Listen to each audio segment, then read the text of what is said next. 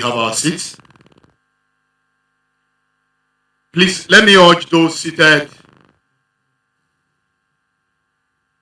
at the upper half of the hall to please move forward. Please come and occupy the empty seats here.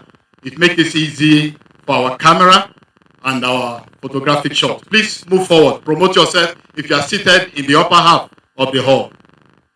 Ladies and gentlemen, it is my pleasure to welcome everyone to the second Registry annual lecture of Adekunle Ajasin University here in Akungba Akoko. This second lecture is titled Change Management in University Administration, a Registrar's Perspective. It is going to be delivered by the former Registrar, Redeemers University, Ede, Osun State, Nigeria, Mr. Olukayode Akindele. He is our guest lecturer. Shall we put our hands together for him? But let me welcome to this event the chairman of this lecture. He is also the vice chancellor of this noble and award-winning university. Please join me to welcome Professor Olubenga Ige.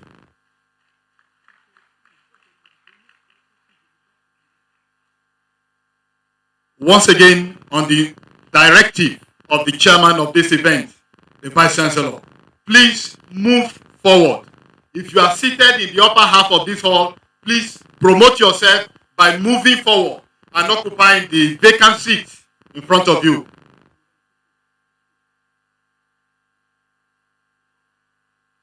Please promote yourself, move forward, occupy the seats in this first row. And guests from sister institutions, please, you are implored to please sit in this side of the hall. Move forward, please.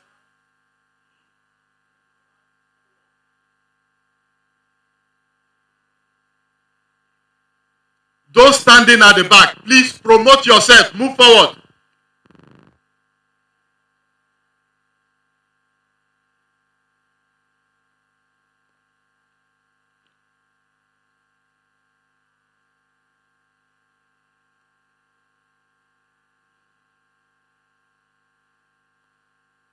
We are still waiting for you.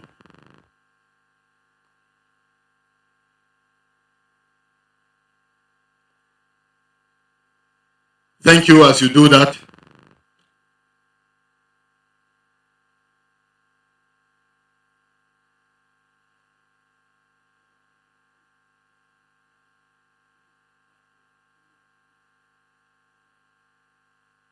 Mr. Olaniyan, kindly urge those seated there to please promote themselves. Move forward. Oh. Understood.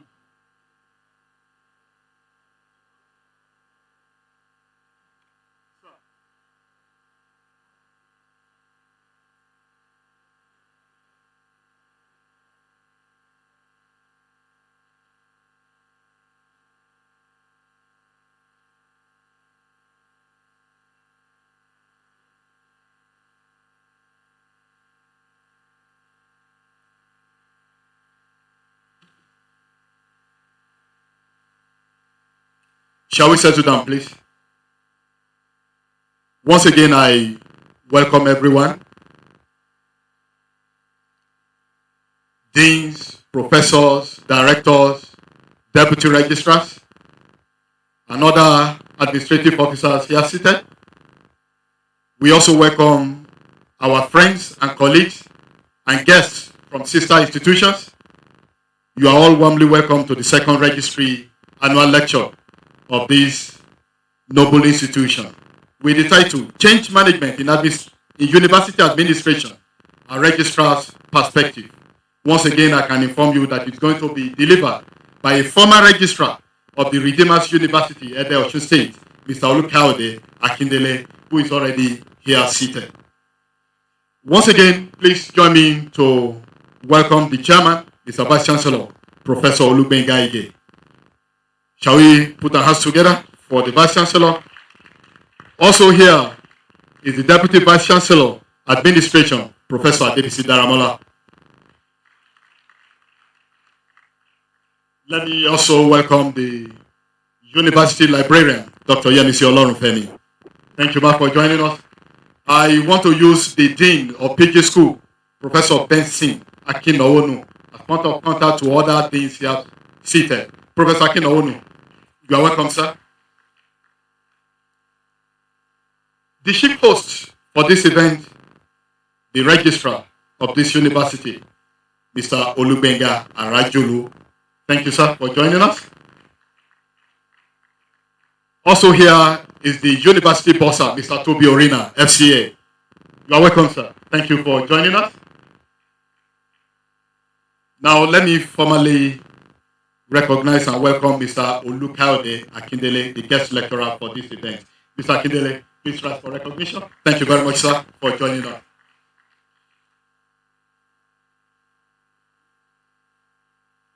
Also, our friends and colleagues and guests from sister institutions, can you please rise for recognition?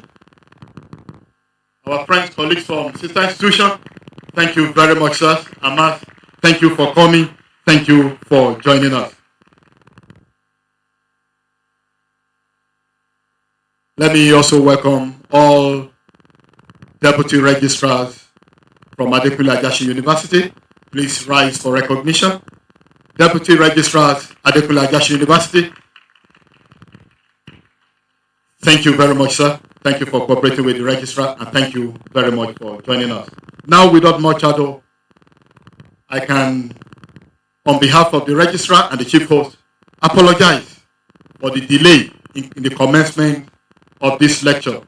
It is due to circumstances a little beyond our control. Without much ado, let me bring to the microphone for his welcome address the chief host and the registrar of Adekunle Ajasin University here in Akumba Akoko, Mr. Olubenga Raphael Arajulu, for his welcome address. Mr. Registrar, sir. Shall we put our hands together for Mr. Registrar?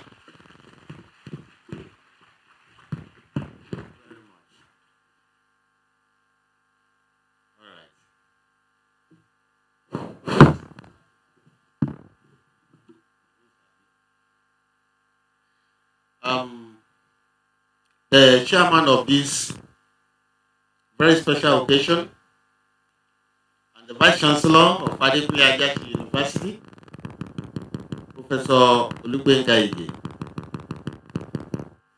other principal officers, distinguished ladies and gentlemen, and all the online participants. Let me first apologize for the delay in starting this program. Part of recording in progress. What we have packaged is online participation. We can understand those of us who are here physically, but those online participants, I want to profusely apologize for the delay. Welcome address from the Registrar AAUA at the second Registry Annual Lecture holding today, March 26, 2024. It is with immense pleasure and a profound sense of honor that I extend a warm welcome to every one of you gathered here today for the second Registry Annual Lecture, themed Change Management in University Administration, the Registrar's Perspective. This event serves as a beacon of intellectual enlightenment and professional growth within the academic community of Adekunle Ajasin University. Akungba Akoko. Reflecting on the inception of this esteemed annual lecture series, I am filled with gratitude for the grace that has allowed us to reconvene once more. Indeed, on Wednesday, June 14, 2023, by the grace of God, we witnessed the debut of this lecture series to resounding acclaim. As I expressed my confidence then, I am thrilled to witness its continuity, living up to the adjective annual. Let us acknowledge and give thanks to God for this blessing. Praise the Lord. This gathering represents a significant milestone in our collective dedication to fostering intellectual discourse and advancing professional development in our noble institution. As custodians and defenders of the university rule and statutes, the registry holds a pivotal position at the heart and soul of university administration. We therefore must carefully select themes and speakers that resonate with the core values and objectives of our academic community. I am particularly delighted to welcome our esteemed guest lecturer, Mr. Lu Kayode Akindele, the former Registrar of Redeemers University, Ede, Osun State. Mr. Akindele brings experience and profound insights into university administration with promise to enlighten and inspire us all as we explore the complexities of change management from a registrar's perspective. Furthermore, I extend heartfelt gratitude to our distinguished chairman of this occasion, our amiable Vice Chancellor, Professor Olubenga Ebenezer. The steadfast support and visionary leadership continue to propel our institution towards greater heights, and we are truly honored to have you preside over this auspicious event. Change management stands as a cornerstone of modern university administration, and as registrars, we shoulder the responsibility of navigating and facilitating organizational transformation. Today's lecture provides a platform for us to delve into pertinent issues, share best practices, and glean insights from the experiences of seasoned professionals like Mr. Akindele. I urge all participants to actively engage in robust discussions and reflections on the theme. Let us contribute our perspectives, ask probing questions, and foster constructive dialogue that will enrich our understanding and refine our strategies for effecting positive change in our respective roles. Once again, I'd like to extend a warm welcome to every one of you. May this second Registry Annual Lecture be a source of inspiration, enlightenment, and a fruitful collaboration for us all. I thank you very much.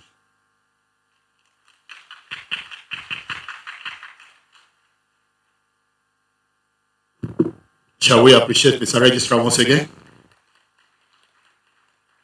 Thank you very much, and thank you very much, sir. Now, without much ado, it's time to listen to what the chairman of this lecture has to say. Ladies and gentlemen, join me as we welcome Mr. Vice Chancellor to the microphone, Professor Olubenga Ige. Mr. Vice Chancellor, sir.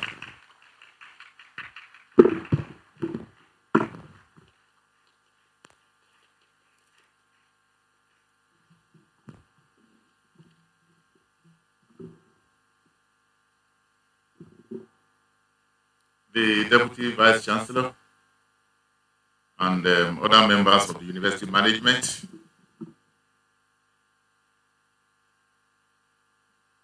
the guest lecturer, the former Registrar, Redeemers University, in Osun State,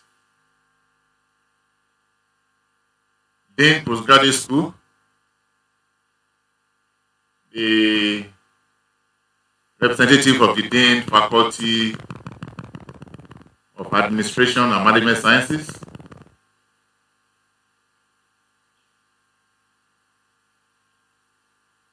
participants from within the university and outside the university, particularly online participants. Let me welcome all of you to this important second registry annual lecture of the university. Recording in progress.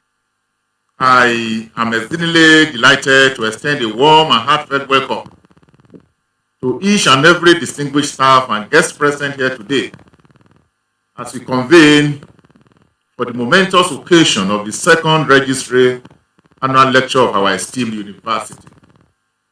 Today's gathering marks a significant milestone, offering yet another invaluable opportunity to fortify the proficiency of our administrative cadre, which serves as the very lifeblood of our institution, ensuring its ability to not only compete but thrive amidst the rigors of the globally competitive academic landscape.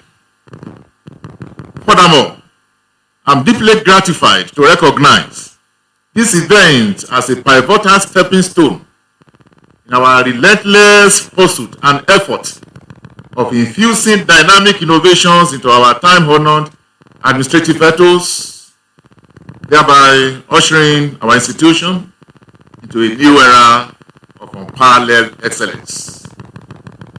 Ladies and gentlemen, allow me to underscore the pivotal importance of manpower development within the strategic focus of our administration as we embark on our journey towards cultivating a 21st century compliant administrative workforce. It is beyond contention that the registry stands as the veritable engine room of university administration and governance. Without the seamless functioning of an effective registry, the attainment of progress and development within the university will be an arduous endeavor. Undoubtedly, the registry serves as the epicenter upon which a university will be, and the wheel of university administration, thereby rendering the success or failure of any university contingent upon the stewardship of institutional rules, regulations, and ethics. Today's lecture, themed Change Management in University Administration, the Registrar's perspective, assumes paramount significance as it places a weighty responsibility upon the registry in steering the course of university administration. Moreover, it presents a timely opportunity to refine the skills of the entire registry staff, particularly the administrators, in a manner that not only fosters innovation but also augments efficiency in their delivery of services towards the realization of the university's teaching, research, and community development objectives.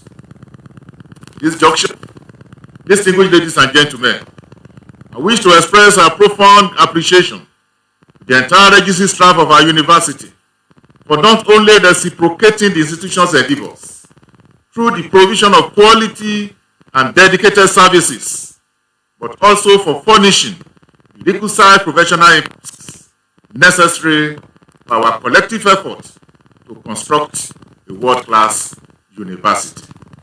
Let me also point out that with your effort in mind, university administration has concluded plans to elevate several of our PAR to deputy registrars. The advertisement is already out, and within the next 6 weeks, all arrangements about it will be completed. We recognize what you are doing, and we want to encourage you to continue to do more. Ladies and gentlemen, I extend heartfelt gratitude to our esteemed guest lecturer for graciously agreeing to impart his wealth of experience upon us.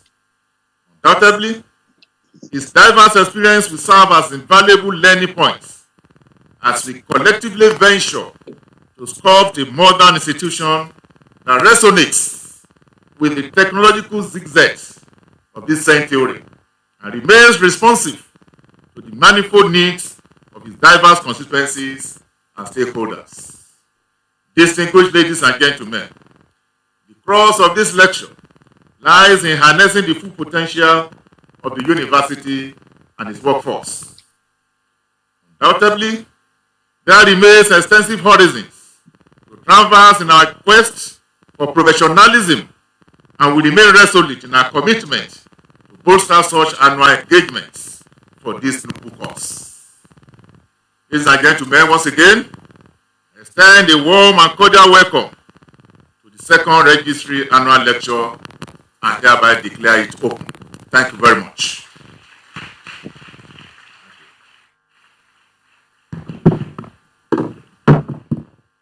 Let's appreciate Mr. Vice Chancellor once again.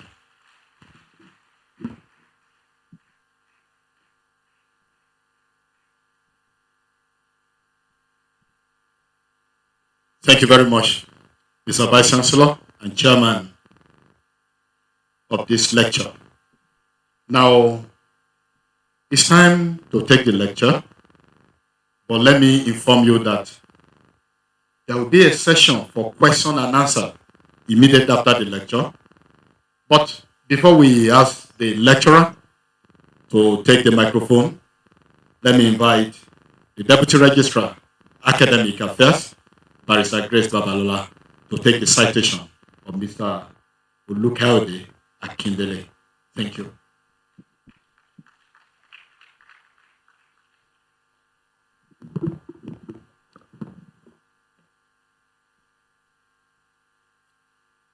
Thank you very much, sir. Mr. Vice Chancellor, Deputy Vice Chancellors, the Registrar, the guest lecturer of today, our bossa, the University Librarian. Let me welcome each and every one of us most profoundly to this August gathering.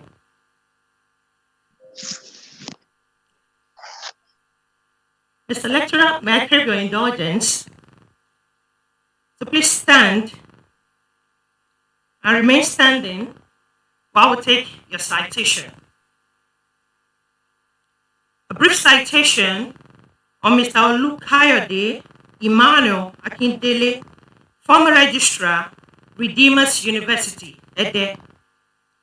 Mr. Akindele graduated from Obafemi Awolowo University, Ile-Ife, in November 1988 from the Department of Agricultural Extension and Rural Sociology with a Bachelor of Agriculture degree. He also backed a Master of Environmental Management degree in 2005 from the then University of Ado-Ekiti, now Ekiti State University, Ado-Ekiti. Mr. Akindele started his working career from the World Bank. World Bank assisted Ondo State Agricultural Project, Akure, between 1990 and 1996. From 1996 to 1998, he was the Training and Information Officer with the Ekiti State Agricultural Development Program, Ikole Ekiti, between 1998 and 2000. Mr. Akindele served in two organizations, namely Leventis Foundation Agricultural School, Ilesha, and the Petroleum Trust Fund Natural Rural Water Supply Program. In 2001, Mr. Akindele joined the services of Ekiti State University, Ado-Ekiti, as an administrative officer 1, where he rose through the ranks to the post of Deputy Registrar in 2015. He went on to Wesley University, Ondo City, between 2016 and 2017, where he served as Deputy Registrar in charge of academic affairs. Mr. Akindele is a member of various professional bodies, among which are Association of Nigeria University Professional Administrators, Nigerian Institute of Management Chartered, Association of University Administrators, now Association of Higher Education Professional Administrators, United Kingdom, Association of American University Administrators, USA, Association of Commonwealth Human Resources Network, African Network for Internationalization of Education, Kenya, and the Higher Education Faculty Administration, South Africa. He's widely traveled and has embarked on many study visits to other institutions, such as Oxford University, Oxford Brookes University, University of Reading, Whitney and Abingdon College, Abingdon, University of Lincoln, Lincoln University, Nottingham University, University of Manchester, Manchester, United Kingdom. Others include the University of Dar es Salaam, Tanzania, and the University of KwaZulu-Natal, Durban, South Africa. Mr. Akindele served as the Registrar of Redeemers University Ede from June 12, 2018 to June 11, 2023. He became the Public Relations Officer of the Association of Registrars of Nigerian Universities (ANU) on October 30, 2020 until December 3, 2022. Until December 3, 2022. He is passionate about self-development and empowering others. He has written and presented a number of papers at different fora for administrative and teaching staff. He is currently the Director of Advancement, Linkages and Alumni Relations at Ekiti State University, Ado Ekiti, from June 12, 2023 to date. Mr. Akindele writes a Christian daily devotional titled The Most Blessed. Since January 1st, 2004, he is happily married with children.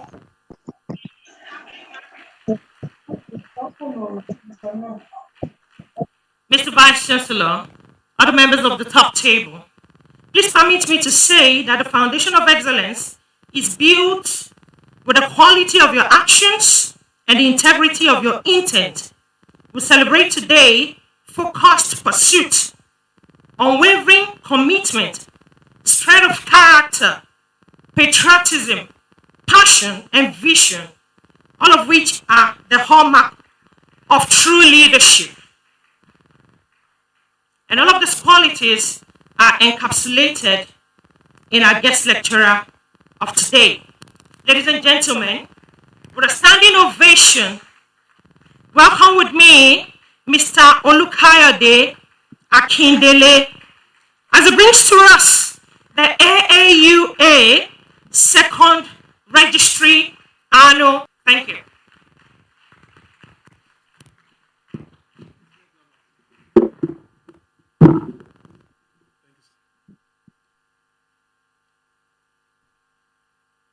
The Vice Chancellor, Professor Olugbenga Ige, the Deputy Vice Chancellor, Administration, Professor Adebisi Daramola, the DBC Academy, Professor Olusegun Akinwumi, Registrar and my friend, Mr. Olugbenga Rajulu. When I came in, I said, we have Professor Gbenga as the Vice Chancellor, and we also have Mr. Gbenga as the Registrar. No wonder things are going on very well. Can we put our hands together for this wonderful do? Thank you so much. the bursar, Mr. Toby Orino. I hope I pronounced it very well. The university librarian, Dr. Mrs. Doreen Yemisi Olorunfemi. The chairman LOC of this program. Thank you so much for that wonderful citation. And I also warmly welcome all the participants, both here and online. I want to thank God for this privilege to stand before you today.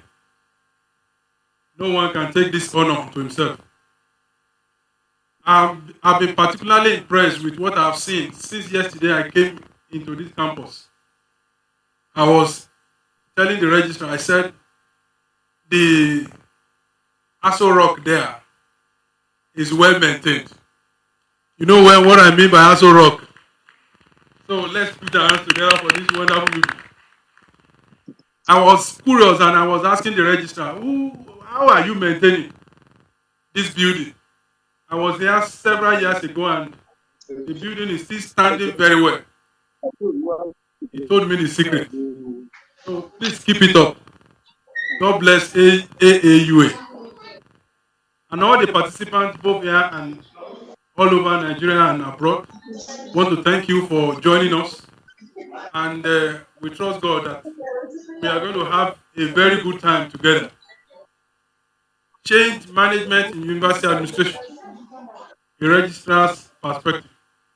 We are going to speak on a few things and we also entertain a few questions after the presentation. I have dealt with this. Now I can move on. Your university is no doubt doing very well since its establishment. AAUA with 554 academic staff and a full-time equivalent student population of over 19,000. I'm sure it's more than this. And teacher to student ratio of 1 to 36 is making waves.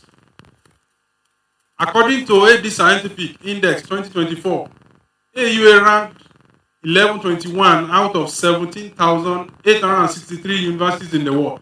You can put your hands together for your university. Now, it's not every university that is ranked there. That's what I want you to know. So, if you are unable to meet the ranking parameters, you can never be ranked there. That's why we have reasons to appreciate God for what God is doing in this university. The biggest room ever is that of improvement. So AAUA, you can only continue to do what? To continue to improve. University is changing as the world is also changing. Technological changes are so numerous today that even the phone you are holding, the phone will be asking you to update. That is to let you know that there are changes since the last time you updated. So we are familiar with globalization and a new work order after the pandemic. Interrogating change management in university administration cannot come at a better time than now. That's the reason why we are talking about this, and we are going to see a few things. Everywhere you go, change is in the air. I remember several years ago, if you needed to make a call, you had to go to where? Nitel, to go and make your call. Today, because of change, the whole world, the entire world is just at your fingertips. You have your mobile phone everywhere and you can do whatever you want with that phone. Change occurs daily. No one is left out. No institution is left untouched by the rapid changes that are taking place each day. So we are witnessing changes every day. Now we are going to look at a few keywords. Change management itself, then university administration, and Finally, we look at registrar's perspectives to the changes that we are talking about. Now, I want us to take a few questions. These questions may be rhetorical. Number one, you will just answer. As an individual, what was the most challenging change you have faced, and how did you navigate it? There is nobody here who is excluded. You must have seen changes before. You must have witnessed one. Can you just think, and then maybe one or two can let us know. You have navigated a change before. Can anybody help us? Perhaps you have. Yes, ma'am. You want to let us know? Policies, yes. Another. Tell us who you are, ma'am, so that the entire world can meet you. Mrs. M.A. Arawibo. Ara. Arawibo. Arawibo. Deputy Registrar General Administration. Thank you, ma'am. You said Policies. policies. Changes in policy. Yes. And maybe one. How did you manage to navigate one of such policies? Generally, people find it difficult to change from one policy to another. They want to remain in the old ways of doing things. So you need to encourage, you need to let them know the advantages in the new policies. Some may want to go along with you. You need to use a lot of strategies in order to achieve the end result. Thank you so much. Can we put our hands together for Mrs. Sarah Oyibo? God bless you, ma'am. Now, everybody loves comfort zone. Everybody, including you, including me. So, to change is always very difficult. Number two question. Assuming a doubling of your university monthly subvention from the visitor, how will AAUA respond to this? Mr. Boza, I'm sure you are there. Okay. Now, if perhaps the visitor decides to increase the subvention and multiply it 100%, I'm sure so many things will change. Am I making sense to you? Many things will change. So also, if perhaps you are earning something more, maybe your salary is doubled, many things will happen. Am I making sense to you? Our mothers in the home, they will present a better budget. Am I making sense to you? Uh-huh. Now, let's look at another scenario now, the third one. Now, how prepared are we to face a zero subvention? Say God forbid. No, virtually nobody will want that. But it is possible. Am I making sense to you? Is it not possible? Now, if it happens, what will happen? And that is one of those things that we are going to interrogate this afternoon. Now let's from that negative change, you have to adjust as quickly as possible. If you don't, the university will pay for it dearly. So, we are going to look at what change is. Number one, change is a process of making a thing different from the home front, in the office. Perhaps you are posted to a new place. You may decide not to run it as it used to be. Your predecessors may be coming to the office before, maybe around 8:30, and will say, now I am here. I will be here. I will be arriving at the office by 8 a.m. So it's a change. People working with you, people working there may not find it comfortable. Now it is to alter or modify something to another. Another one, it is an act to replace one thing with another. Particularly if you have a habit that is not good. You want to change from that habit. Maybe watching television for 6 hours in a day. You want to reduce it or eliminate that. You know, people do so. Am I making sense to you? There are people who can watch television for 6 hours in a day. I read of one who decided to break Guinness record. He said he was going to watch television for 5 years. and at the end of the day, he died watching television. So that's a habit that if you want to change from that, okay, then change means different things to different people. To a chemist, it means change of form. You know, if you bring a piece of ice block to this place now,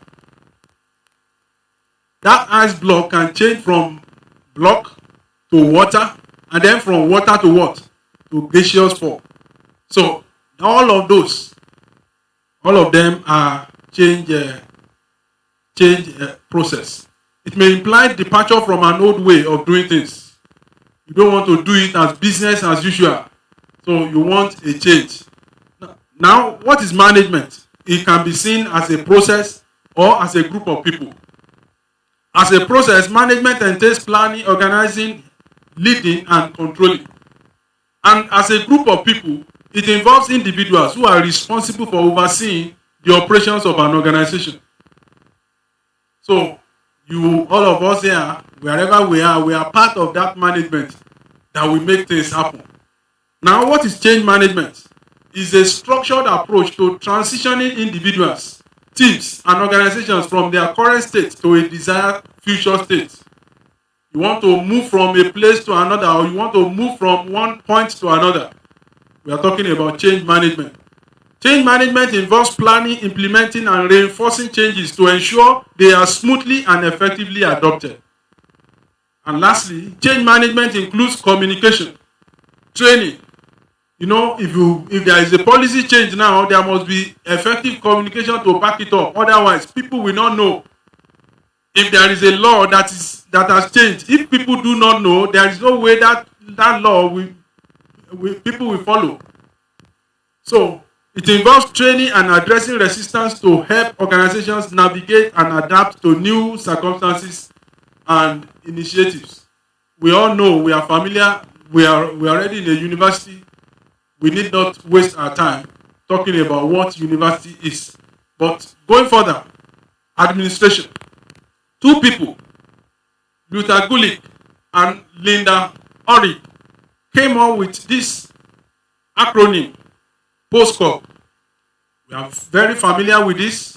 It involves planning, organizing, staffing, directing, coordinating, reporting, and budgeting. This is the whole function, the entire function of administrator.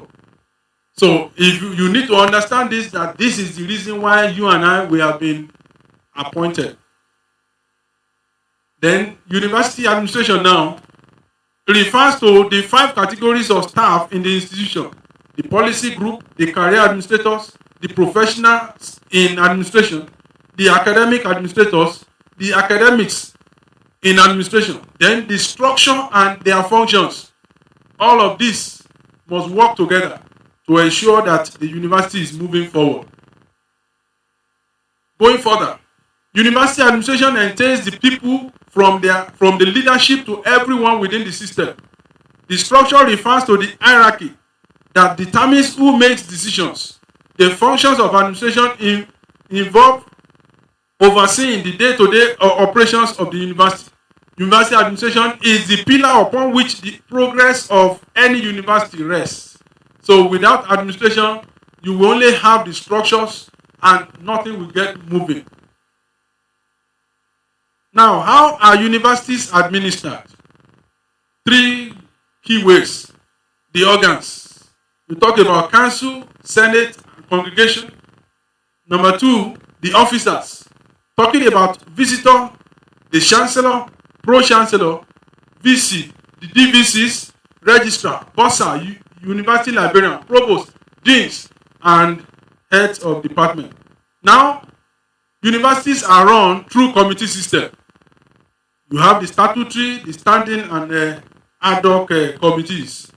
Sources of change in the university system, I will dwell a little on this. Internal sources and external sources. Now let's look at the internal sources. University leadership and management. Each time there is a change in leadership, particularly the vice chancellor, some things change. Am I making sense to you?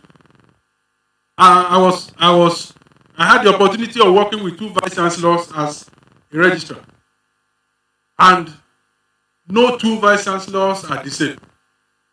So also you won't have 2 registrars that are the same. Hello? So each one will come with a particular change or the other. You have to adjust as quickly as possible. So leadership and management is a source of what? Of internal change. Now, faculty and staff in each of the department too, you will see some changes because of who is in charge. Somebody said, he said, every organization is an extension of one man. Every organization is what? An extension of what? Of one man. So, what you see in the university will essentially be an extension of whosoever is is at the helm of affair at a particular time. So, the vice chancellor, you will find out that so many things you are doing so many things now because somebody who is at the helm of affair is buying into such a particular thing. So, the staff unions, I'm sure you are familiar with what is happening currently at Uni Abuja. The federal minister approved the advertisement of a vacant position of the vice chancellor. The staff union, academic staff union, is saying no, the due process has not been followed. Now, staff union, we are holding this meeting today, we are holding this program today because of a shift. Am I making sense to you? Something propelled that change. This ought to have been heard last week. So, staff unions can bring about a lot of change in the university. Then, the student body. I have seen instances where university will say, we want to do this, and the student body will say no. And then they barricade the road, and then that thing will be reverted. Am I making sense to you? Then, the other one, external sources of change. Government policies. Our sister, Mr. Aaua, mentioned that. Economic conditions, like what we are seeing today. What we are seeing today, because of hike in price of petroleum, so many things have changed. Where I worked, Redeemers University, we had a schedule. The moment we had a synchronization power plant, that was when I started. That synchronization plant was working as at the time I left. But we had to regulate the time we give power. We put on the generator because of diesel. Before I ended my tenure. Why? Because of increasing costs. So all of these things have a lot of ways through which they affect the university. Technological advancement. I've mentioned this. So many things are happening, and we are going to talk about this along the line. Then globalization. Ranking of universities. Then alumni body. I want to mention something. Alumni body. In 2012, something happened. Unilag was changed. The name of Unilag was changed to, who can tell us that the name of that? What happened thereafter? Alumni body protested and said, no, we are not going to take it. That's to let you know that your alumni body has a long, they can do anything. If they support you, there is nothing you cannot do. If they go the other way, you won't find it funny.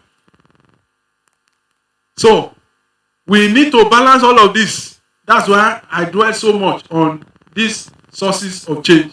The alumni body refused and said, no, we are not going to take it. And lo and behold, government reverted itself. Said, no, Unilag should remain. Continue to bear your name. Because of the alumni body. Now I've mentioned this one. The recent happenings at Uni Abuja, I've mentioned it earlier on, so I can continue. Change occurs daily. is a daily occurrence. Before you got here, you must have seen some things changing. And when you are going home, you can also see some things changing. So there is nothing more difficult to take in hand, more perilous to conduct, or more uncertain in its success than to take the lead in the introduction of a new order of things. This man said this over 500 years ago, and it's still relevant today. So change is something that is inevitable. Among everybody is witnessing change every day. It occurred in the past, it will occur now, and it will occur in the future. So let's brace up for change. How best to manage change? Let's look up how best. One, some people react. Now, the third question the other time, when I said, assuming a zero allocation or a zero subversion, what will happen? Some people may protest. And that is reaction. Reaction. Unions may protest, say, no, we can't take it. Some people can carry placard because of that. Then number two, you can respond. When you respond, that means you make change your servant. And see number three, you can maximize the change. Now, if you have noticed what happens with the Chinese, when they come to your environment, they will observe what you are doing. They will look at everything, your processes. What can we do to change what is happening here? You remember there is, in my dialect, there is what they call shekere. Chinese came, they saw shekere here. By the time they returned to China, they came up with another one that you won't even know what is inside. And then you will be shaking it. And it will sound much more like what? Your shekere that was taken away from here. So we can maximize change anywhere we get to. Until you maximize change, you may not be able to profit from that change. People will be complaining and complaining. Even in this country now, people are making billions. Despite the fact that things are hard. So, our discussion today is to help us to do what? To maximize every change that comes our way. So, you can benefit from every change that comes your way. Let's look at this. I want us to look up. What do you see? You see a white object. Inside that white object, you see a black spot. Yes, sir. Is that so? Then also in the black one, you see a white spot. Now let's read a few things there.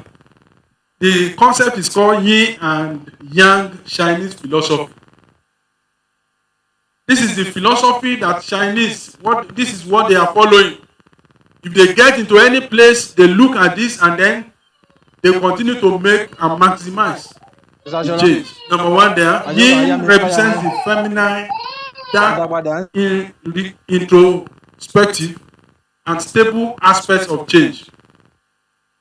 Then Yang embodies the masculine, light, heat, and activity. Day cannot exist without night. Is that true? And in Yoruba land, they say, however it is, however bright the cloud may be, there will always be a dark spot. You can see it there also. However bright the sky may be, there will be what? A black spot. Now, hot cannot exist without what? Without cold. Within every yin exists a seed of yang and vice versa. So if you are seeing a change, there is an. If you are working with a new boss, there is an opportunity in that new boss that has been brought your way. So let's look at this. Let's look at change from this perspective, and then you begin to see greater things from every change that comes your way. John F. Kennedy said this. He said, "For time and the world do not stand still. Change is the law of life. And those who look only to the past or the present are certain to do what? To miss the future. May you not miss your future. So let's profit maximally from every change that comes our way. Why change efforts fail? Why change efforts fail? Most corporate change efforts still fail to achieve anything near their desired effect. Why? Only 12% of companies actually achieve what they set out to accomplish. 12%. Some 38% fail by a wide margin, capturing less than half of the value they initially targeted. And 50% settle for what? A significant dilution of results. So some people will just settle for something less. 5 critical elements of an effective change. If you want to succeed with change, what do you need? 1, a compelling vision. You must very well, you know where you are going. And until you know where you are going, you won't be able to drive other people there. Number 2, strong leadership. Strong leadership. That leadership must buy in. You must understand what you want to do before you can carry other people along. Number 3, effective communication. If you don't communicate, there is no way people will follow you. You will just be like the man who is dancing, the king who is dancing, and then people are not following him. So, number 4, management of resistance. Anything, there is nowhere you see change that people will not resist. Lastly, measurement and evaluation. You must be able to evaluate what you are doing, whether what you are doing is actually the intended thing. 2 dimensions of change. We have 2 M's there, means and motives. Number 1, means. You have to develop the skills of the people, build their capacities and their knowledge. If they don't know, there is no way they can follow you along that change line. Then motives, the willpower. Without the willpower, there can't be any change. The willpower must be there. Thank you, sir. Now, 3 types of change. In an institution like this, you can have an incremental change. Little by little type of change. Where I came from, Ado Ekiti, there is a man called Little by Little. Little by little photo. Before you knew what was happening, he took over the photo industry in that state. Little by little, small by small, he got everything. So change also can follow that pattern. Then number 2, transformational change. That one occurs when a fundamental change takes place. Number 3, revolutionary change. Now, radical and drastic by nature. You just want to do it and force everybody as quickly as possible. This one, usually you find most people will resist this kind of change. If it's so drastic, they don't know, then you can see some people protesting. There are a few questions you need to ask when you want to change. We are going to read together. Number 1, who is what? Who is raising the change? Number 2, number 3, number 4. Now let's ponder on these 4 quickly. Who is raising the change is very important.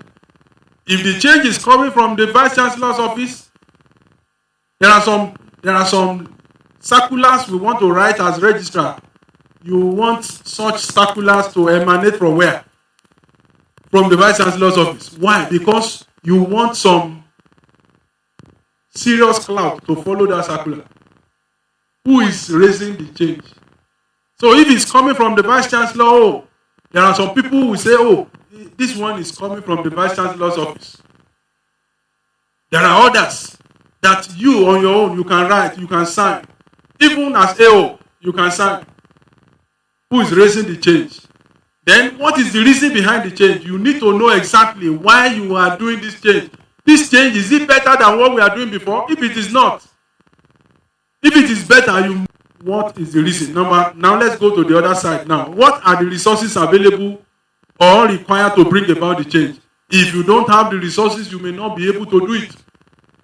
Who is responsible for the implementation of the change? All of these questions you need to answer before you embark on any particular change, so that you will not just start and then one will not be able to accomplish the purpose. Lastly, what is the relationship of this change with other changes? There have been other things on ground before. You want to align both and find out what are the relationships between all of this. Now, 5 ways people handle change. Let's look at them.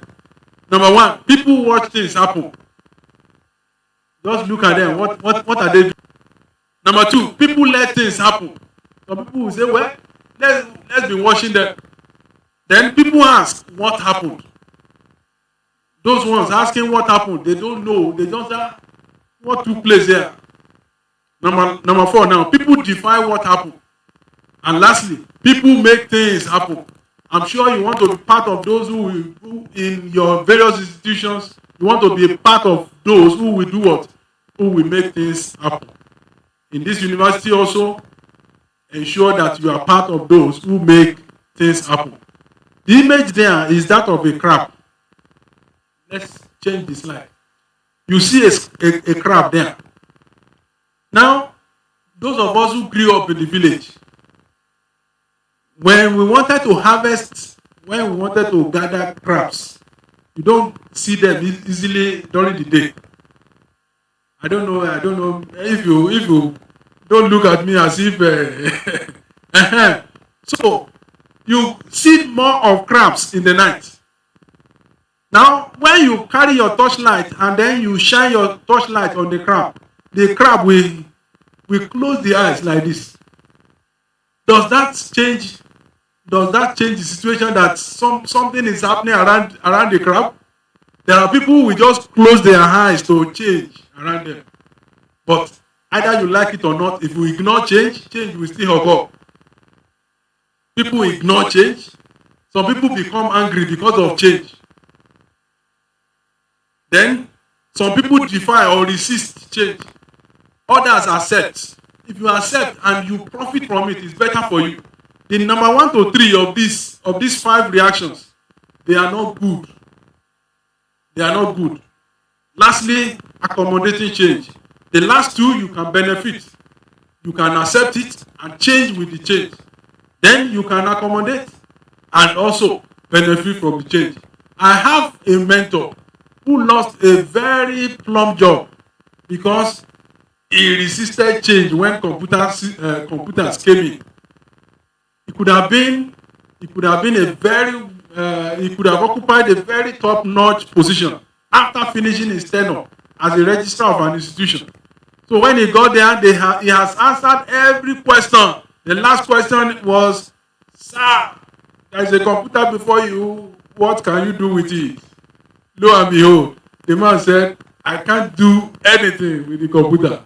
And that was how change left him. And that was how he was unable to clinch that job.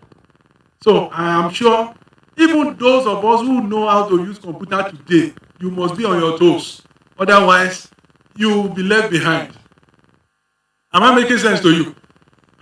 So don't be like the crab here. The crab we just close the eyes and then we will just pick them up. As much as we can, we gather them and put them in the bucket. We are carrying them home to go and enjoy. So if you see change around you, open your eyes and see how you can benefit from that change. Now, emotional stages of change. Look at it from the word Sarah. Number 1, shock. Some people will express shock. What is this policy about? They are shocked. And another will just be angry. Some will reject it outrightly.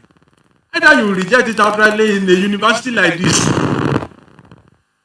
that change will still take place. Some will accept, and then others will express hope. When you express hope, you can be sure that you can benefit immensely from that change. Now let's look at approaches to change management. This man, Lewis, 3-stage model. Now, I made mention of ice block the other time. That is a change model. Unfreezing a block of ice, shaping it, and then refreezing it in a new form. Our women, they know how to use, they bring out their steam from the freezer. Am I right? And then you allow it to thaw. Then you take whatever you want to take again. You can, after unfreezing, you can freeze again. Now, let's explain each of the 3 steps. Unfreezing a block of ice, you shape it, and then the unfreezing part involves preparation, problem identification, effective communication. You have to tell everybody, this is what we want to do, and this is how we are going to do it. If you have any question, raise your questions now. That is the unfreezing part. Now change. You now change after implement. That's the process of implementation. And lastly, you refreeze. When you refreeze, that means you want to sustain that change. You don't want anything to tamper with it. Okay, this is the way we'll be doing it. And if perhaps you do not do the first and second part very well, you can revert back to the old habit. So that's a change approach. Another one is Kotter's 8-step change process. Create a sense of urgency. You have to let people know this is the time frame that we want to go about this change. Form a powerful coalition. There are people you have to appoint. This committee, this registry lecture that we are having today, some people must have been put together, headed by our sister. That's a coalition of, you form a powerful coalition to help this, to bring this to pass. Then empower others to set on the vision. This committee must have hired some other people to bring about what we are having today. Create short-term wins. Create a vision for change. Communicate the vision. Consolidate gains and produce more change. Now, from this training, I'm sure some other things will happen thereafter. And finally, another new approaches in culture. Anchor new approaches in what? In the culture. You need to sustain what you have changed to ensure that you reap maximum benefit. There is this another model called outcome model. A stands for awareness. D for desire. K for knowledge. A for ability to demonstrate skills. Then R for reinforcement to make the change stick. All of this, they are following the same 3 steps that we looked at earlier on. This one is from Japan. They call it Kaizen. It means change for better or continuous improvement. You and I can develop this. We can change personally. For instance, if you are not reading as administrators, you have to try as much as possible 1 hour a day. If you read 1 hour a day on your job, I'm sure you are going to be a better administrator. You can be what? A better administrator. 1 hour a day. Apart from reading your Bible or the Holy Scriptures, 1 hour a day on your job, you are a better person. You will know better. Even in your office, you can bring back particularly previous minutes. You can read and then you say, oh, this thing has happened before. Then you become a better person. Now, if you see the process, you identify the problem, analyze the problem, develop solution. This is what Japanese are using. They are using this. That's why today you see Toyota everywhere. Toyota vehicles everywhere, isn't it? Out of 10 vehicles, you will see 8 that are from Toyota product. So that's what they are using. And this one, McKinsey's 7S model. It involves skills, strategy, structure, style, staff, system, shared values. In a university, all of these are embedded. We have shared values for Adekunle Ajasin University. And all of us must work around that shared value. So that's the 7S model. Change management now in university administration. University administration is complex. We have various people in a university. You can't. The peace in a university is always relative. Praise the Lord. So I want to let you know. Sorry, the other side of me is there. Thank you so much. Sorry for that. Complexity of the university system. Universities are complex organizations with diverse stakeholders, each with their own needs and perspectives. Implementing change requires careful consideration of potential impacts across various departments and individuals. You need to know what this change can do on that department. What can this do on the students? What can this do on the alumni? All of these things we need to consider. Resistance to change. We need to look at who can resist this. And if perhaps they are resisting, why are they resisting? You need to evaluate that. Then resource constraints. We are talking about money. Money is never enough. Can never be enough. As registrar dealing with bursars, you will know that money can never be enough. So, that is, then in your university, we need to be familiar with this. Management of convocation. It's an essential thing that we need to do what? To know so much about.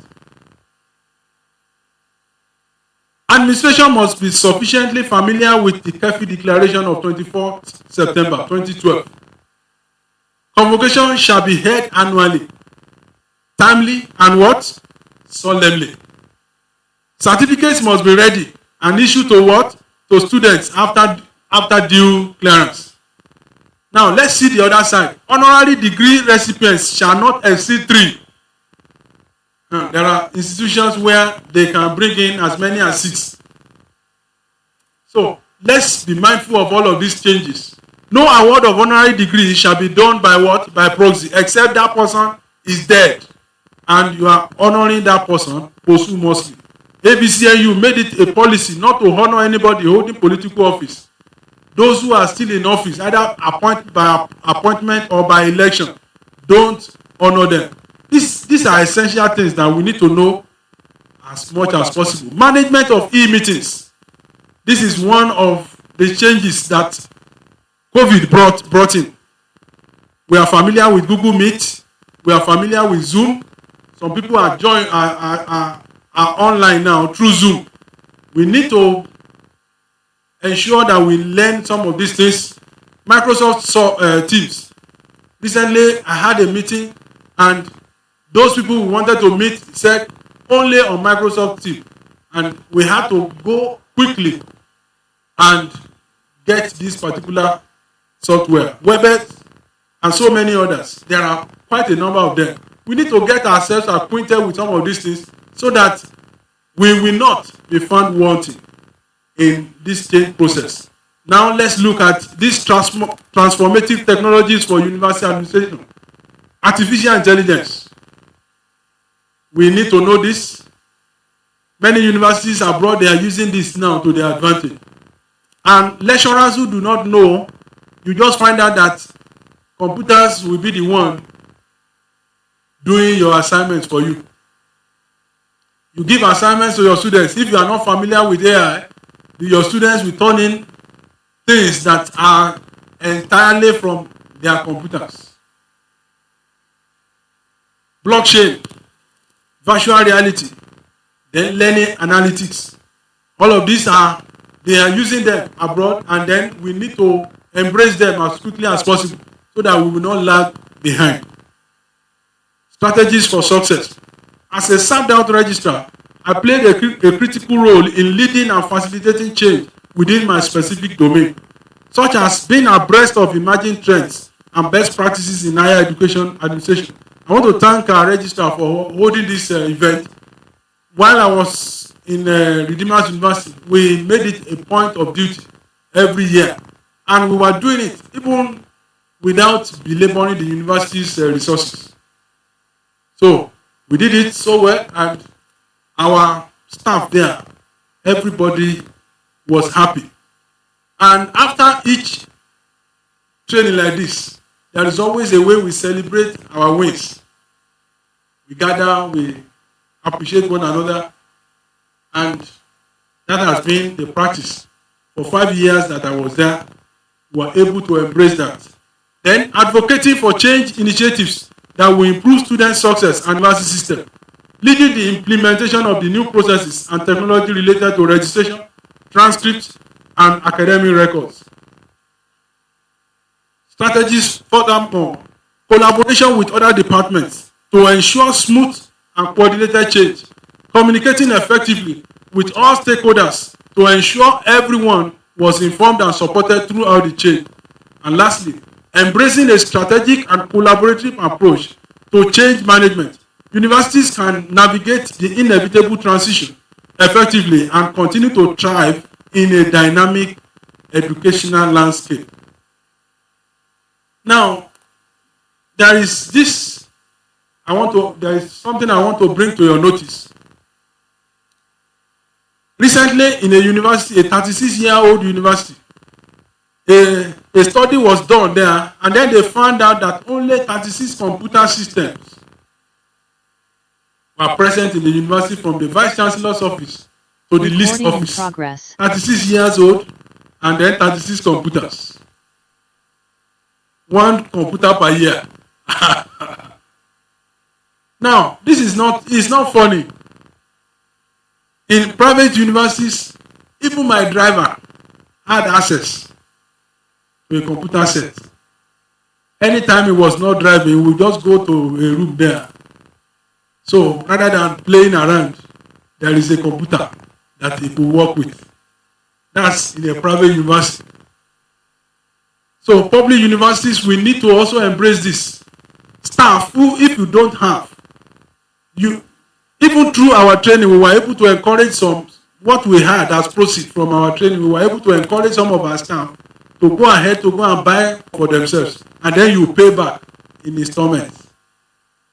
So, from your cooperative, ensure you own one.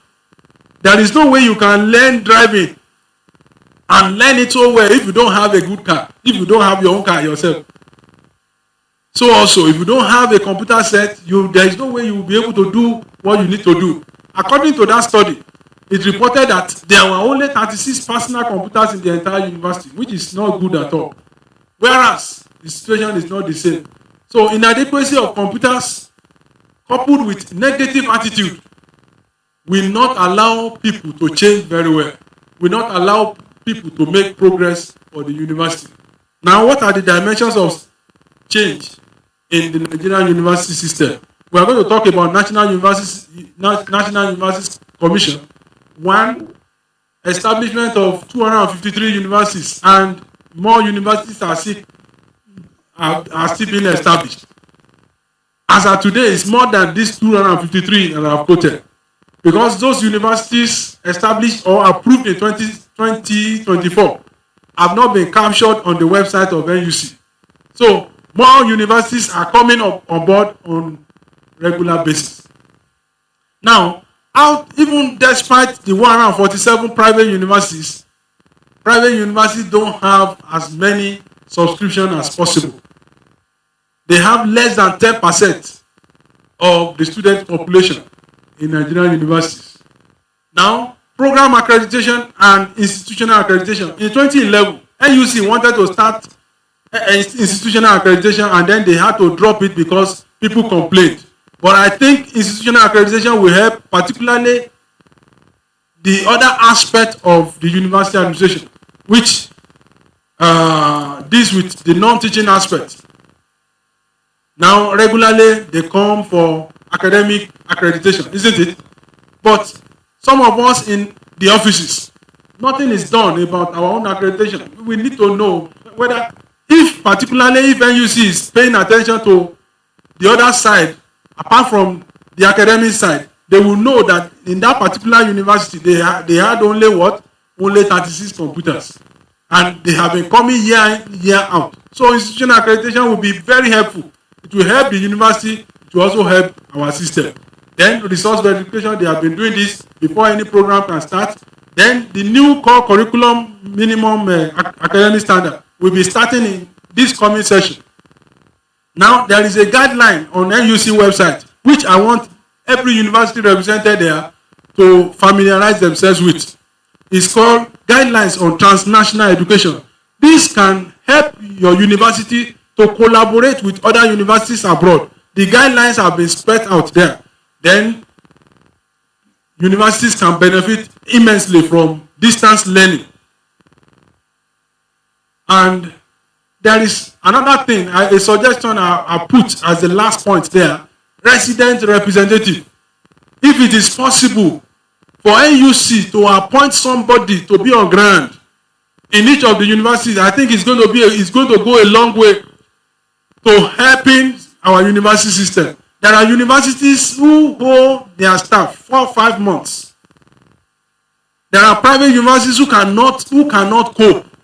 And if perhaps NUC has their representative who can be on council, they will be able to know that, some universities are hailing. Joint Admission and Matriculation Board, the JAMB, is already more or less sideline registrars from their processes. They deal only with Vice Chancellor and Admission Officer. And in most institutions these days now, admission officers are in Vice Chancellor's office. I don't know, I'm sure it may not happen here, but quite a number of universities now, that is what is going on. So sidelining the registrar from their activities. So I think this requires some change. National University Service Corps. This organization, every product that we are producing, we go through them. And if you don't do well here, sometimes our products are S-rate at the NYC camp. So we need to pay attention to the quality of graduates that are coming from our institutions. NYC is carrying along the registrars with their activities, and this is a very good development that they should keep doing. Now, let's look at the next slide. You can scan that law. If you have your phone and you have QR on your phone, you can scan that law. We need to familiarize ourselves with this particular law. Now, gone are the days when universities can carry camera and then you shoot your students and put them on your website. You need to get their consent. They are provided for in this law. If you just place any photograph of your students online without their permission, they can ask for so many things from you. So it is their right. It's embedded in this law, and if you scan that thing from wherever you are seated, that law will appear on your phone and you can save it. Or maybe eventually when you have the material, you can do that. But let us familiarize ourselves with this particular law. So many things are happening in that law. We have to, in Ekiti State University, we have to bring officials of this particular organization to our university to train us for one full day. Quite a number of things are inside that law. Get yourself acquainted. Proper handling of academic records. Now, universities can be disgraced if you refuse to take proper records of your academic transcripts, your certification. If you don't place proper attention to this, it can bring a lot of disgrace. Now let's read what happened recently. Guardian newspaper. You can look up and read the other part there. Can we go? The Guardian newspaper of Thursday, 22nd February 2024, noted with dismay the agony of many graduates of Nigerian higher education institutions in an article, Transcript Processing Saga, How Not to Treat Alumni of Modern Universities and Polytechnics. Many of the graduates forfeited scholarship opportunities due to unnecessary tardiness in the release of their academic records, despite paying huge sum of money for their processing. This is not a good thing, and so we must do what we need to do to ensure that our records are in proper shape.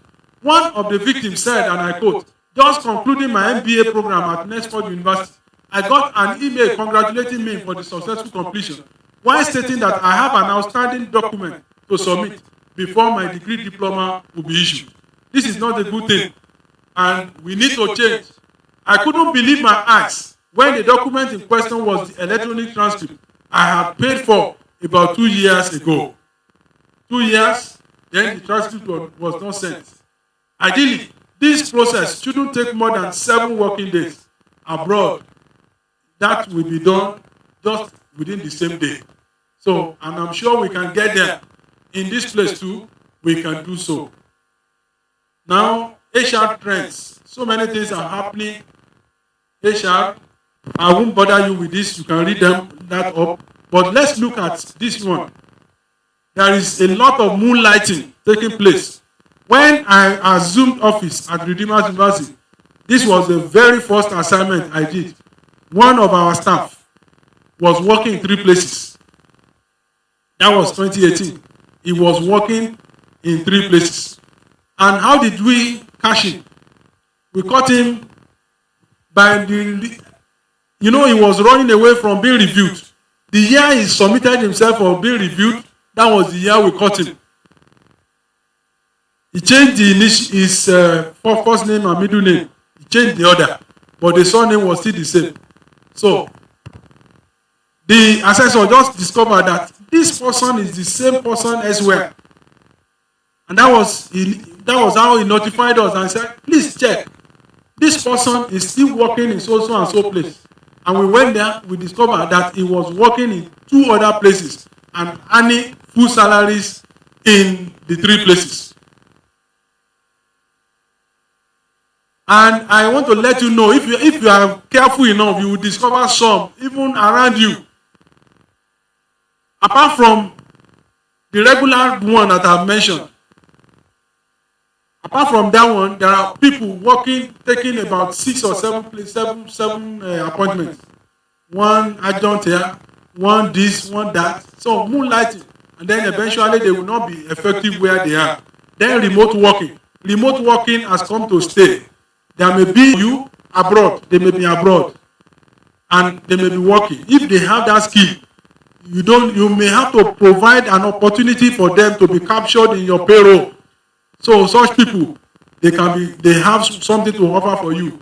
That's part of the changes that are occurring in the university system. Punctuality and regularity at work because of the fuel crisis, because of the change in fuel. Not many people are arriving on time now.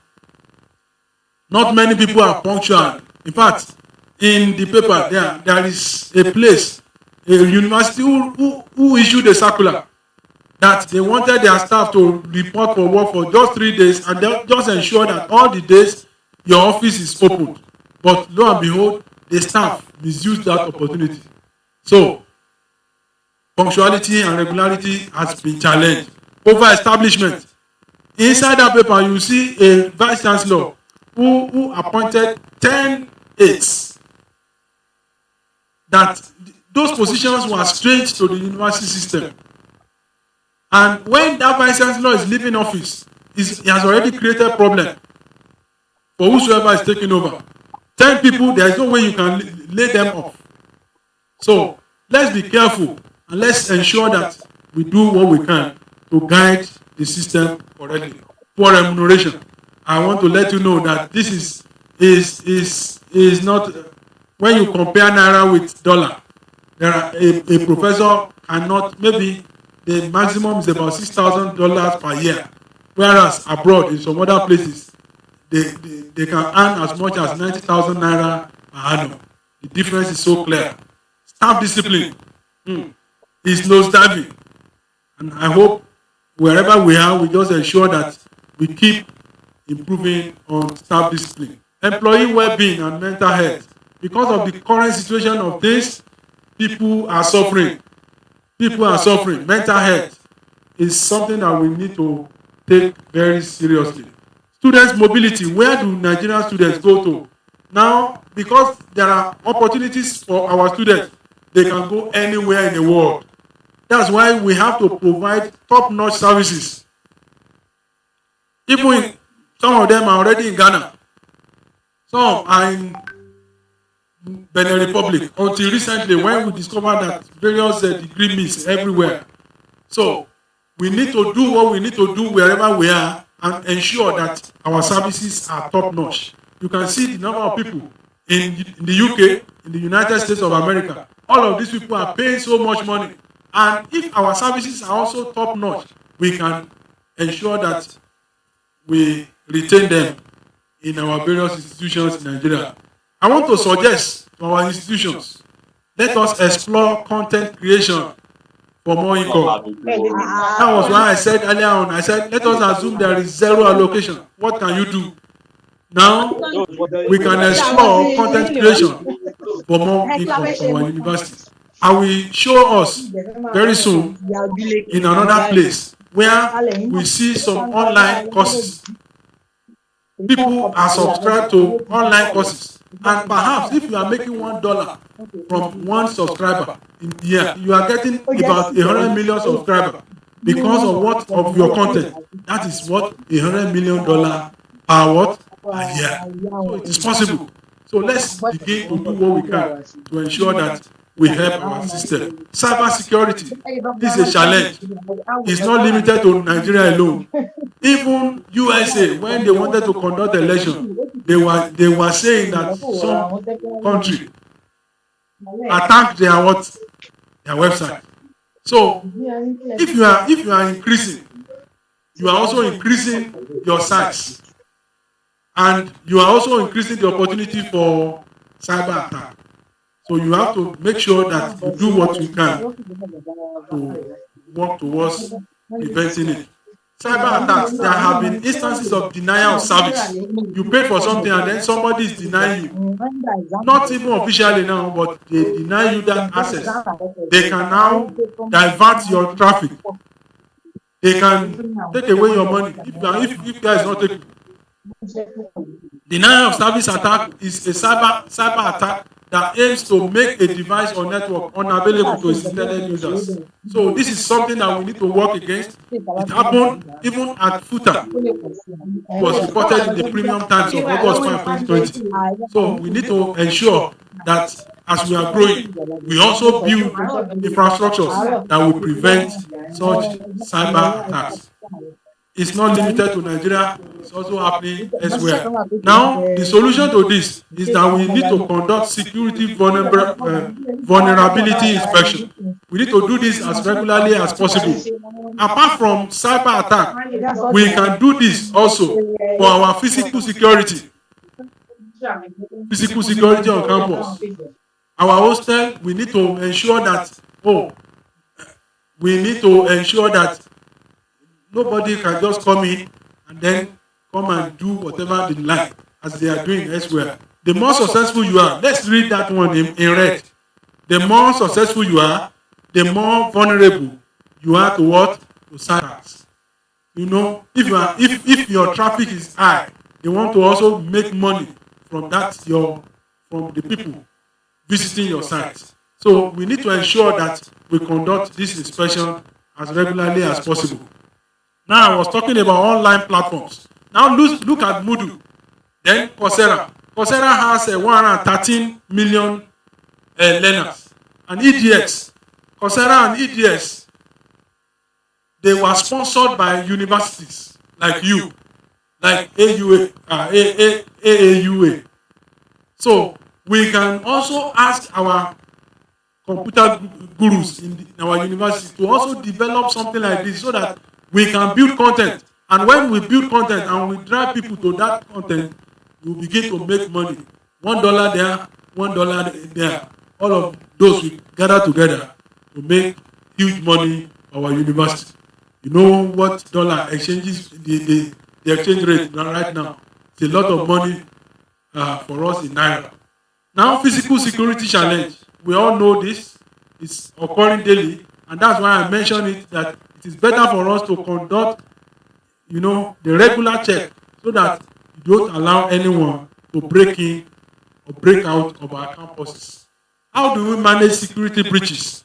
Leadership of our institutions must prioritize measures that will prevent security breaches, such as conducting security assessment, implementing layered security like like fencing, controlled access systems with identity cards, biometrics, gates, patrols, and installing of alarmed systems, putting in place perimeter electric fence, capacity building of the security personnel.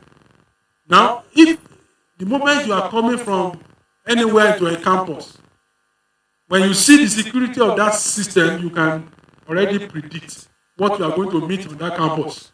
So that is to let you know that it is better for you to start your training from where? From the security at the gate. Because the moment you go into a particular university or any campus and you see the security there, you can predict what you can meet on that campus. So Recording in let's do progress. what we can to ensure that we make our campuses very safe. If there is a security breach, you can be sure that people will run away from that university. Major changes in the Nigerian university system are now to manage them. One, declining funding. Explore private-public partnership. Float online courses. I've mentioned this. And then create content. I've also mentioned that. Then seek alumni support. Now, your alumni support starts from when the students are here. If you don't treat them well, you can't go to them when they are alumni. Am I making sense to you? If you don't treat your students well here, while they are here, there is no way you can go to them on the field. Technological advancement. Increase use of online platforms. Invest on IT infrastructures. Build capacity of stakeholders. Just as we are doing now, all our, even students, it's possible for us to ensure that we keep training them. And sometimes you may even ask them to come and train you. There are some things that they know that you do not know. A student affairs officer, if you want to know how to catch students, what do? You ask students to come and teach you some of their tricks. Now, I got to know that students were bringing, it's possible for students to bring in things that you have banned on your campus. You can only know those things from their fellows. So, that's a reverse mentoring. You can use that to ensure that you know what is happening among the students. Then, curriculum reform. Thank God for what NUC is doing. I know it's not easy. Many universities were not prepared for it. Many universities were resisting it. But NUC said, no, we are going to have DCC mass. And we are beginning that in October. Let's embrace it and see what will come out of it. Then increase student enrollment. Explore innovative teaching methods. Now, it is not, we don't need to forget what happened during COVID. When we were using online methods, you can blend it. You can ask our lecturers to do what? To blend teaching, both on-site and online. If they do, they will also be learning through that process. The students also will benefit from it. Now, globalization of education. Develop partnership with foreign universities.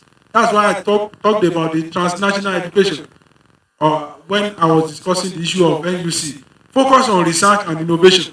Encourage research and innovations for what? For patenting. There are things that you have developed in your university. Try and patent them as quickly as possible. Otherwise, somebody else will do so. You remember it was at OAU that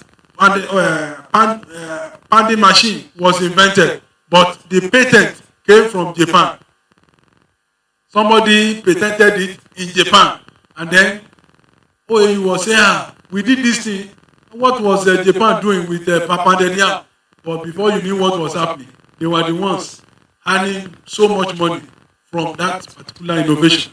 So anything you can do to encourage some of your outstanding innovations there and innovators, you can do as quickly as possible. Staff and students discipline.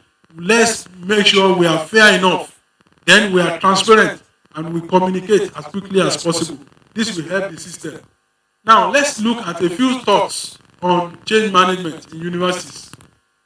A university provost said, teaching methods have to do what? To change. We can't rely on delivering content anymore. It's all contextualization, ways of thinking, and the student experience. Number two, we will come under increased pressure on government fundings, whichever way you look at it. I'm coming back to that. Government funding may not be as expected. When we were coming out of COVID,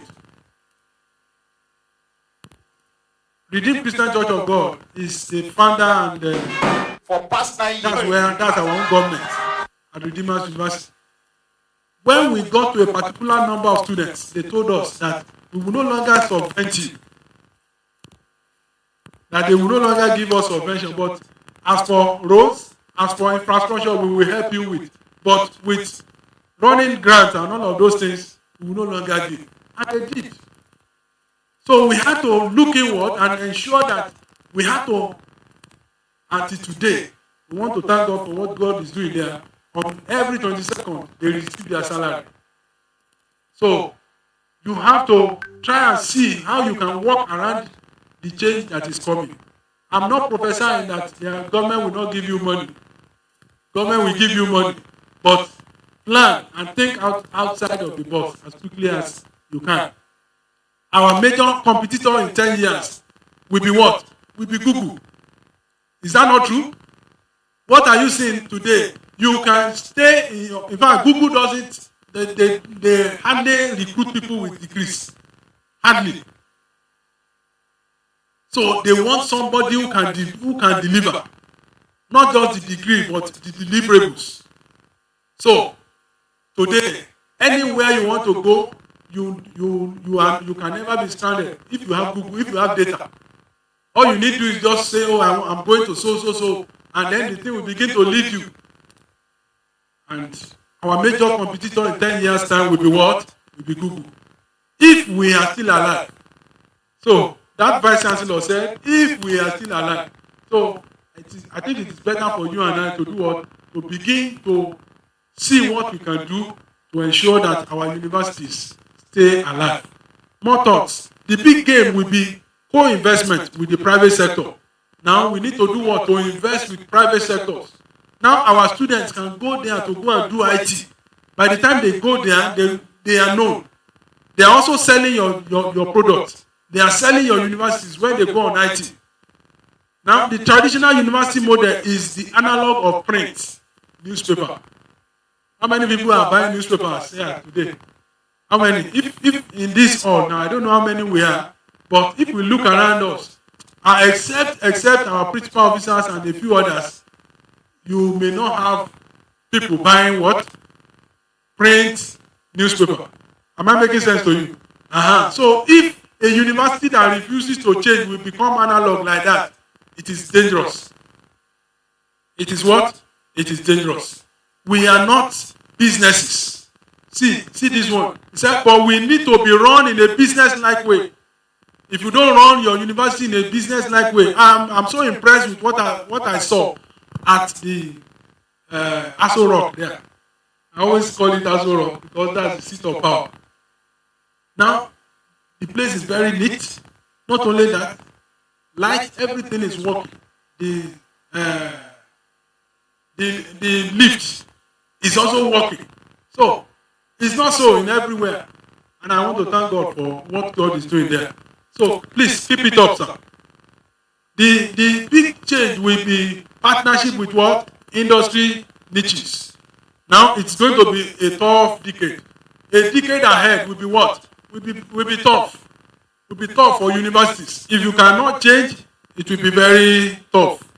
Now, future challenges that you have as universities. Number one, quality and academic excellence. You will have to ensure that quality and academic excellence is what we are pushing out. I told you, I said at NYC, they have the opportunity of rating what is coming out from our university. At Council of Legal Education, what will they do? They have the opportunity to rate what is coming out of our universities. So we need to ensure that at all times, quality is coming out of our system. Academic talent and workforce structure. Universities, we need to attract new talent to replace the aging workforce. I want to let you know that the baby boomers are leaving. In 10 years, you find out that quite a number of people would have left the system.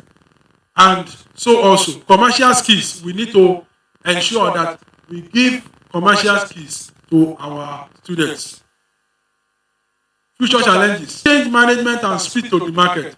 As the market becomes increasingly competitive domestically and internationally, universities will need to be forced to market with new teaching and research programs and innovative student experience.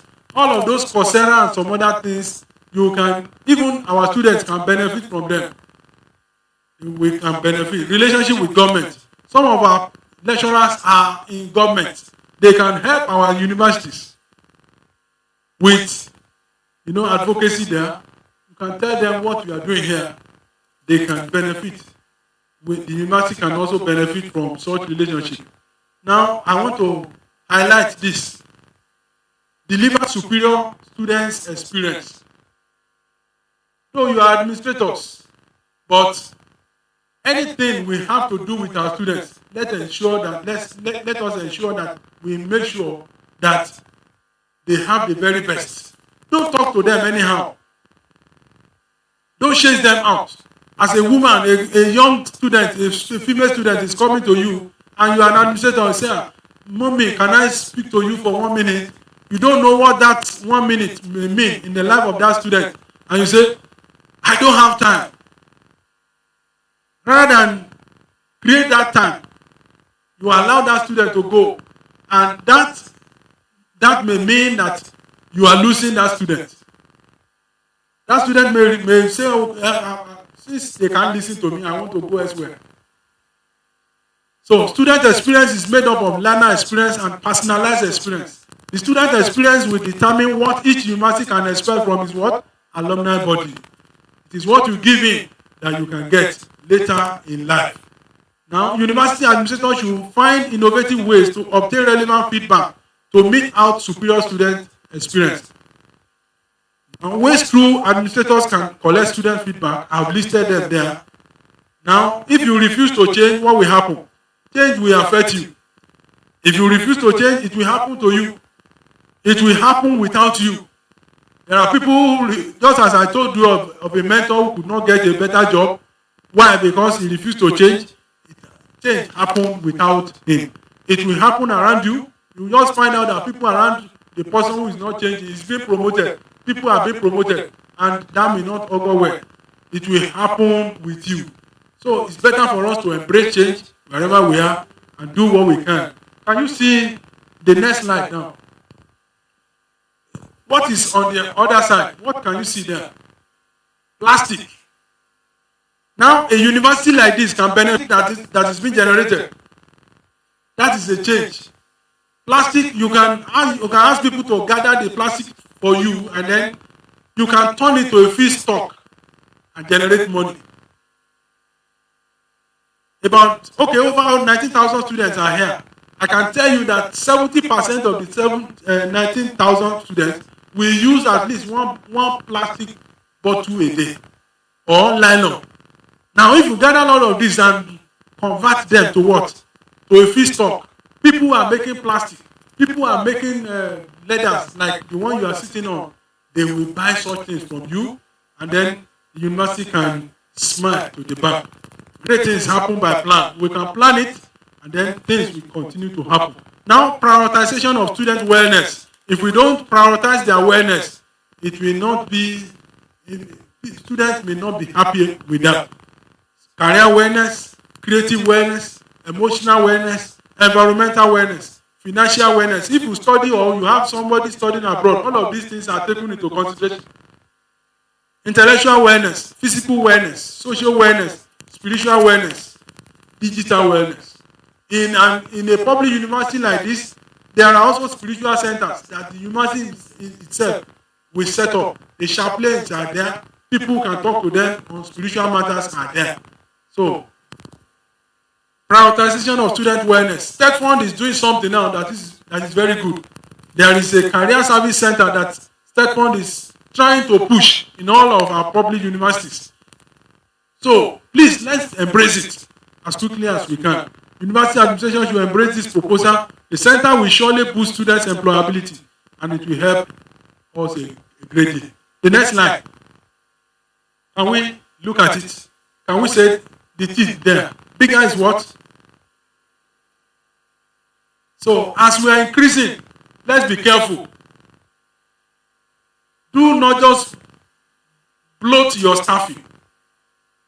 Do not also just bloat your enrollment, because Recording bigger in is progress. not always better.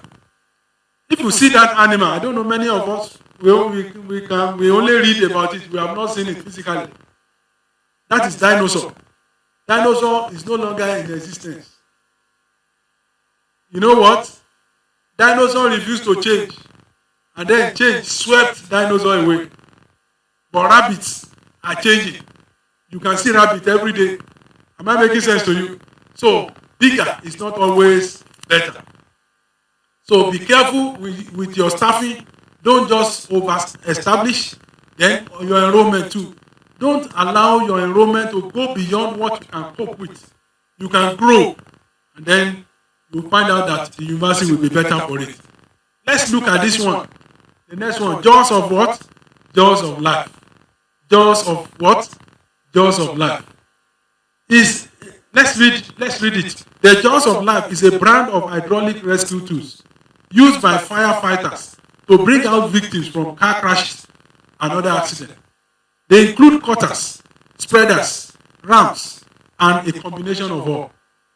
Now, Pygmalion theory says people will become like the image that is conveyed to them. Now, if you talk to your students Recording in anyhow, progress. you are asking them to believe that is what they are. That is what is Pygmalion theory. Our mouths are like the jaws of life. Thank God. Also, our mouth is called jaw, isn't it? Our mouths are what? Are like the jaws of life. They can bring hope, encouragement. They can set people free from captivity. And then we can also use our jaws to do what? To create negative circumstances for these students. So let's do what we can to ensure that we use our jaws of life as judiciously as possible. I want to come to recommendations now, and we'll be concluding shortly. Recommendations on change management. 1, embrace technology. Say what? Now, either you like it or not, technology has come to stay. They will keep coming, and we need to embrace it. The phone that you have, I want to let you know that even 10% of that phone you don't know. So you can study more about that phone. There is always a part on your phone. It's not about phone. So when you read about it, you know better about that phone. You can do so many things with that phone. And so also, we can embrace technology for a change. Number 2, enhance what? Communication. As administrators, that's the purpose we have been hired. We are to communicate. And we must improve on this, and we can only get things better. Number 2, the recommendation on change management, prioritize student support. If you don't support them now, you can never expect anything good from them when they go out of your university. Then number 4 there, adequate investment in staff training. Let's invest more in training. And also on ourselves. We can invest in ourselves. You read that I have traveled to so many places. Many of those travelings were funded by myself. Many. Wanted to know about what was going on at Oxford. I went there. So it is possible. You can train yourself, and then the university can also do so for you. So let's endeavor to do so, and we'll be better for it. Promote collaboration. Encourage collaboration between administrative departments to break down silos and ensure a more holistic approach to students' success. Seek feedback and implement what? And implement change. If you don't seek feedback, there is no way you'll be able to know whether what you are doing is okay. Performance measurement. Establish clear performance metrics for administrative departments. And I want to conclude on this. Change is difficult to adapt to. Change is inevitable. Change is pervasive, and universities are not exempted from it. Universities must adapt to new technologies, innovative ways of helping their students to enjoy better experience. They must engage in proactive planning, transparent and consistent communication to bring about change management. Anywhere they want to be resistance and concerns of those who are involved must be addressed as quickly as possible. Monitoring and evaluation of the change process is very important. On this note, I want to sincerely appreciate all of you, and I want to thank the Vice Chancellor for approving my coming to this great university. I want to thank the Deputy Vice Chancellors here present, the Registrar, Mr. Gbenga Rajulu, the Bossa, the University Librarian, distinguished audience, both on-site and online. I want to sincerely thank all of you for your attention. Thank you so much. God bless you. Shall we give a standing ovation to Mr. Olukayode Akindele for a job well done, a lecture well delivered. Put your hands together for our guest lecturer.